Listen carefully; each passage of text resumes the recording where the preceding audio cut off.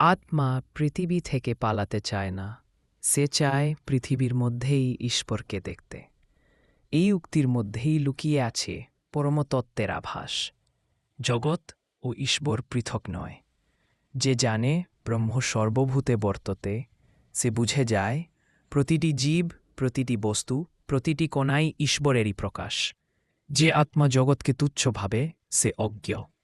কিন্তু যে জগৎকে ঈশ্বরের প্রতিবিম্বরূপে দেখে, সে সত্যে দর্শনে অভিষিক্ত হয়। অতএব পালানো নয়, উপলব্ধি মোক্ষের পথ।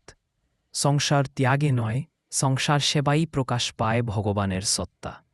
যেমন গীতায় বলা হয়েছে, যহ পশ্যতি সর্বত্র মাং সর্বং চ ময়ি পশ্যতি।